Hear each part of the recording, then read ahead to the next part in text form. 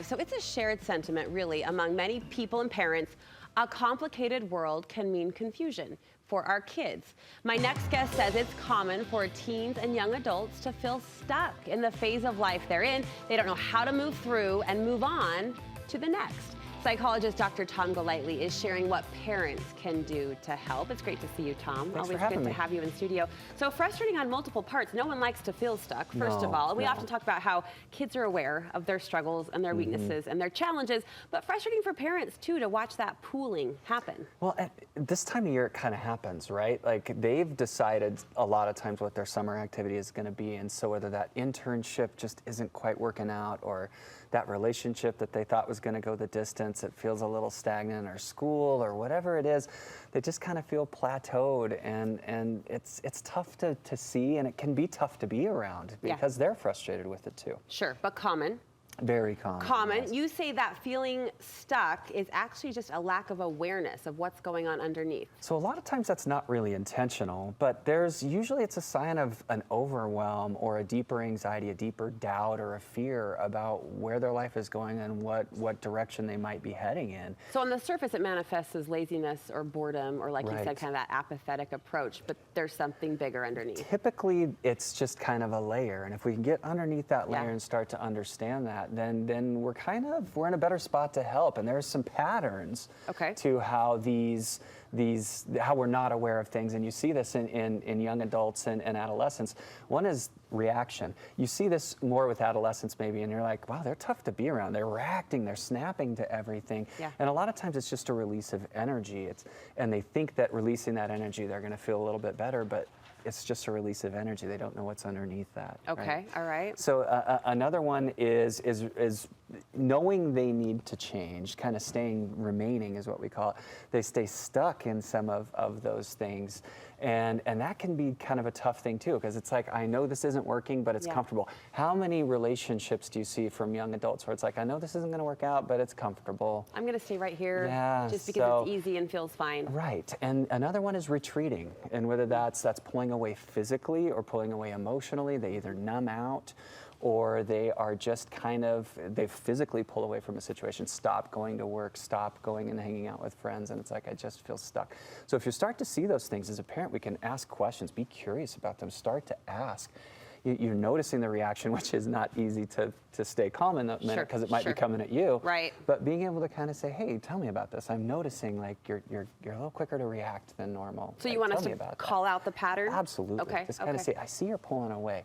You know, I see you're kind of deciding whether or not to do this or shift this way. And so it's important to kind of just highlight it and help them see or help them recognize that you're seeing some of the things that they're doing. Once we've identified that pattern, there are some steps you say we can take as parents to help, I don't want to say get them unstuck. We've said it's common, but kind of boost them forward. First, you say there needs to be a shift in perspective. So a lot of times this is, think of the child that's on the internship and it's like, this is not going well, right?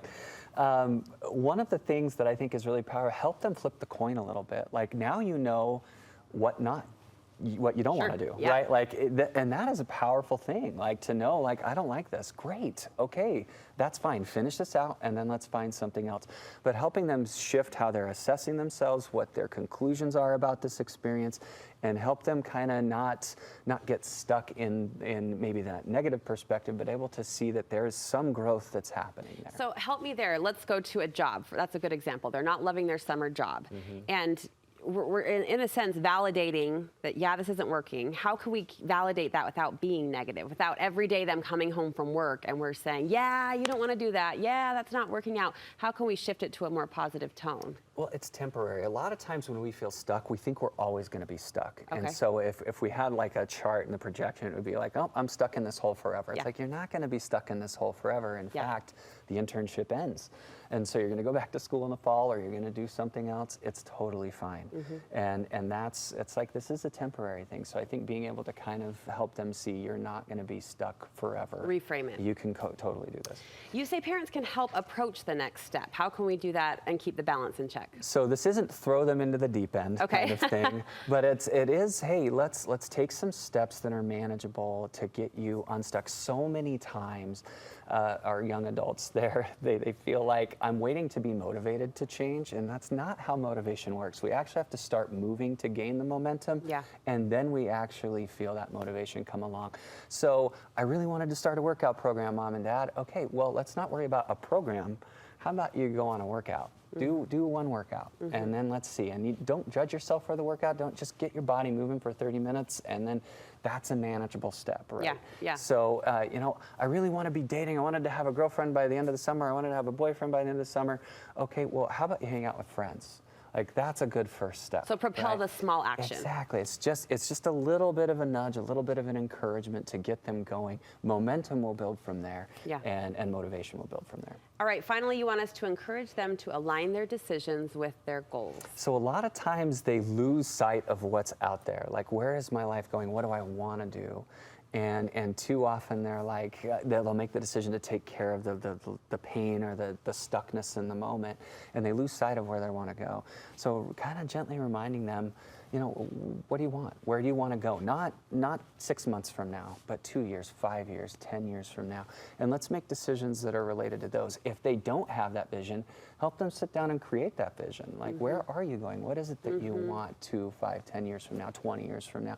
And let's make decisions towards that person instead of feeling so stuck or feeling whatever it is that we're overwhelmed by right now. I think this is inspiring advice in the sense that you are speaking to sort of the grand purpose of parenthood, which is meet them in the moment, right? There's some currency to the problem and the situation and their emotions and their feelings, but it's also that parent's job to offer that perspective and to constantly reframe to the bigger picture. And what a great time of life to do that. Sure. Like, our kids, their personalities are there, and we're relating to them in ways that we remember. Yes, you know? Wasn't that long ago. And I just find it to be a great time of life to really relate to your child that way, and to be able to help kind of nudge them. And you know them and their personalities and what might fit with their long term, and being able to encourage them to kind of shape that.